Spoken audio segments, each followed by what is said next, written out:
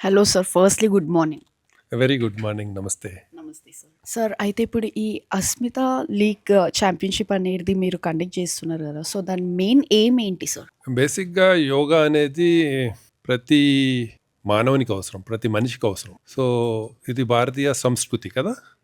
కాబట్టి గత 75, 77 సంవత్సరాల కింద మనం స్వతంత్రం ఎప్పుడైతే పొందినామో, బేసిక్‌గా ఇట్లాంటి కల్చర్‌ను మనం డెవలప్ చేసుకోవాలనేదే మన స్వతంత్రం యొక్క ముఖ్య ఉద్దేశం.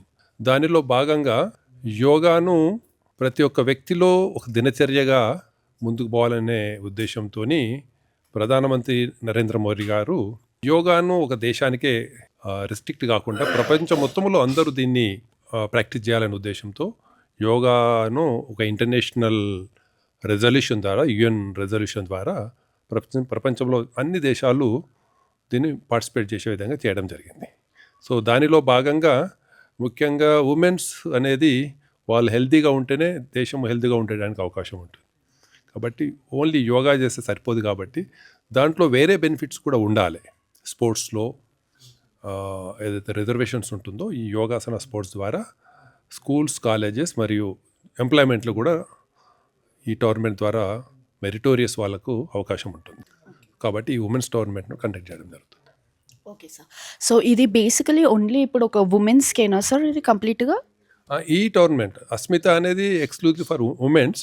ఇది కాకుండా యోగాసన భారత్ ఏదైతే మా ఆర్గనైజేషన్ ఉందో, parent organization, that is affiliated to Ministry of Youth Affairs and Sports.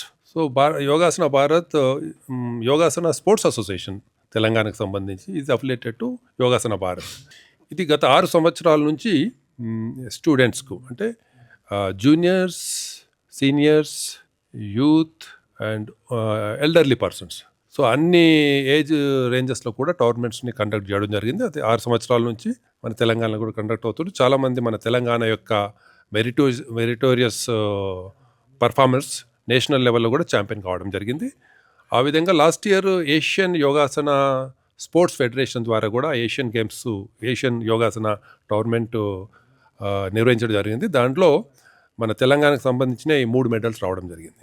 So, అయితే ఇప్పుడు సార్ మనకు యోగా అనేది ఇప్పుడు అఫీషియల్‌గా డిక్లేర్ చేసినారు గదా! As a sport. సో, ఎలా అనిపిస్తుంది sir as a senior teacher మీరు?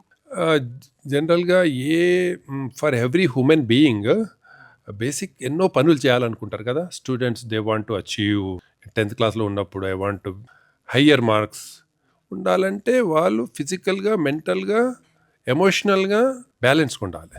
సో ఈ యోగా ద్వారా బేసిక్ ఫౌండేషన్ యోగా దాని ద్వారా వచ్చడానికి అవకాశం. కాబట్టి ప్రతి ఒక్క వ్యక్తి ఒక 100 సంవత్సరాలు జీవించాలి, ఎన్నో సాధించాలంటే మనం ఈ విధంగా యోగాను మనం ప్రాక్టీస్ చేయకపోతే అది అచీవ్ చేయడానికి చాలా కష్టము. కాబట్టి దీన్ని మనము ప్రతి ఒక్కరు తీసుకుంటూ బాగుంటుంది. సార్ అయితే ఇప్పుడు గవర్నమెంట్‌ని ఇంకేమి డెవలప్ చేయాలి అని అనుకుంటున్నారు ఈ యోగా పైన? సో బేసిక్గా వాళ్ళు గవర్నమెంట్ గత దాదాపు 2014 నుంచి ఇప్పటిదాకా అంటే 11-12 ఇయర్స్ నుంచి దీన్ని ఇంటర్నేషనల్ లెవెల్ తీసుకెళ్ళడమే ఒక గుడ్ అచీవ్మెంటు. దాని ద్వారా గత 6 సంవత్సరాల నుంచి ఇండియాలో దీన్ని స్పోర్ట్గా చేయడం ద్వారా ఇది యూత్ లెవెల్లో అండ్ రూరల్ లెవెల్లో కూడా చాలా ముందుకు పోతుంది. ఇంకా దీన్ని ఎంకరేజ్మెంట్ చేయాలంటే మీడియా ద్వారా ప్రచారం చేయాలి. దీనిని స్కూల్స్, కాలేజెస్లో కంపల్సరీ చేస్తుండాలి. ఎప్పుడైతే కంపల్సరీ చేస్తూ దాంట్లో కూడా పర్ఫార్మెన్స్ ఒక సిలబస్గా తీసుకున్నప్పుడు, దాంట్లో కూడా ఒక సిలబస్లో తీసుకున్నప్పుడు డెఫినెట్గా students will study, they will perform physically and theoretically. ఆ విధంగా ఉంటుంది. కాబట్టి గవర్నమెంట్ ఎంకరేజ్మెంట్ దీని ద్వారా ఇండైరెక్ట్గా ఎంతో బెనిఫిట్ ఉంటుంది. ఒక సాధారణ వ్యక్తి 8 గంటల బదులు 10 గంటలు ఎఫిషియన్స్గా పనిచేస్తే, ఒక లేబరే కానీ, చిన్న లేబర్ మీన్స్ స్మాల్ పర్సన్ కూడా దాని ఎఫిషియన్సీని పెంచుకోవడానికి అవకాశం ఉంటుంది. ఒక ఐఏఎస్ ఆఫీసర్, ఒక మినిస్ట్రీ, ఒక జడ్జ్ కూడా ప్రతిదీ పంక్చువల్గా టైంకి చేరుకుంటాడు. ఆన్ టైం పనిచేయడానికి ఎఫెక్టివ్గా మంచి రిజల్ట్స్ వచ్చడానికి అవకాశం ఉంటుంది. సో, నాకు తెలిసి ఆల్రెడీ యోగా అనేది ఒక సబ్జెక్ట్ లాగా మేబీ కొన్ని స్కూల్స్ అయితే ప్రొవైడ్ చేస్తున్నాయి అన్నట్టే నేను అనుకుంటున్నాను sir. So, maybe from childhood నుంచి చిన్న పిల్లల నుండి అది కంటిన్యూ చేస్తే బాగుంటుందని అంటారు మీరు. ఎస్ అంటే దీన్ని సిలబస్గా ఒక ప్రాక్టీస్ అనేది దాన్ని మార్కులు ఏమి ఇస్తలేరు. బట్ ఫ్యూచర్ లోపల దాన్ని ఒక సబ్జెక్ట్గా తీసుకుంటే దాంతో ఏమవుతుందంటే యోగా ప్రాక్టీస్తో పాటు యోగా అంటే నాట్ సింపుల్ యోగాసన, ఒక పర్సనాలిటీ డెవలప్మెంట్ ఉంటుంది. అంటే ఒక సిచ్యువేషన్లో నీ యొక్క హార్ట్ ఎట్లుంది, కంపాషన్ ఎట్లుంది, నా సిచ్యువేషన్కు ఆన్సర్ విజ్డమ్ ఎట్లుంది, దాంతోపాటు నీ బాడీ రియాక్షన్ ఎట్లుంటుంది. సో ఈ కాంబినేషన్లో ఉండటానికి అవకాశం ఉంటుంది. దీన్ని ముఖ్యంగా ఇఫ్ యూ ప్రాక్టీస్ యోగా, దాంతోపాటు మన యొక్క ఆయుర్వేదము, న్యాచురోపతి, ఫుడ్ హ్యాబిట్సు, వీటన్నిటి ద్వారా మన దేశంలో ఇప్పుడున్న వాతావరణంలో భోజనము కాలుష్యం ఉంది, నీరు కాలుష్యం ఉంది కదా, తర్వాత గాలి కాలుష్యంగా ఉంది. మన ఎమోషన్స్, నెగటివ్ ఎమోషన్స్ ద్వారా ప్రకృతి లోపల కూడా మన ఎమోషన్ కూడా అక్కడ ప్రకృతిలో ఉంటుంది కాబట్టి దాన్ని కూడా మనం రిసీవ్ చేసుకుంటే అది కూడా డిఫికల్ట్గా ఉంది, తప్పులు ఉన్నాయి చాలా.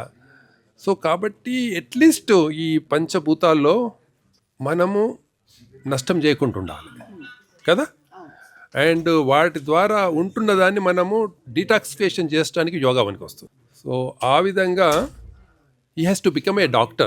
Every person has to become a doctor.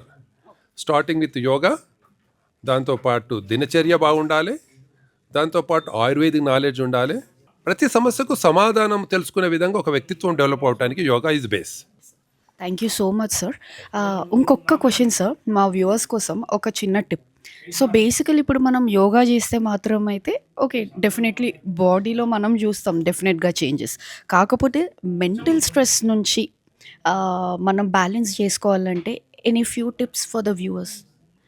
అంటే ఇది ప్రాక్టీస్ చేసుకుంటూ బాడీని ఏ విధంగా ప్రాక్టీస్ చేస్తుంటున్నామో మన యొక్క థాట్ ప్రాసెస్ను కూడా రోజు దాన్ని డీటాక్సిఫికేషన్ చేసుకోవాలి. అంటే ఎట్లాంటి సిచ్యువేషన్లో కూడా మనము ఒకరిని anxiety, agitation, hatred, greed, jealousy, avarice, ఇవన్నీ ఏవైతే ఉన్నాయో ఇవి లేకుండా మన మనస్తత్వాన్ని మనం డెవలప్ చేసుకుంటాలి. మన యొక్క కర్మ ప్రకృతి ఏం చెప్తుందంటే, బికాస్ మన లైఫ్లో కొన్ని మన ఎంబటి వస్తుంటుంది ఈ బాడీతోటి, వాటిని మనము because of anything, if you are meeting here because of some karma కదా. ఎంతోమంది ఉన్నారు, వేల మంది, లక్షల మంది, మనం ఎందుకు కలిసినాము, మనం కలవాలి కాబట్టి ఒకరి ద్వారా మనకి ఇబ్బంది ఉన్నప్పుడు కూడా we did some wrong deed with somebody earlier, because of them we are facing. కాబట్టి మనకు నష్టం ఉన్నా కష్టం ఉన్నా కానీ మనం ఒక ప్లెజెంట్తోని మనము దాన్ని రిసీవ్ చేసుకొని సమాధానం ఉన్నప్పుడు మన లైఫ్ బాగుంటుంది. కాబట్టి always behave like a child with wisdom. Saying so good saying. Thank you so much.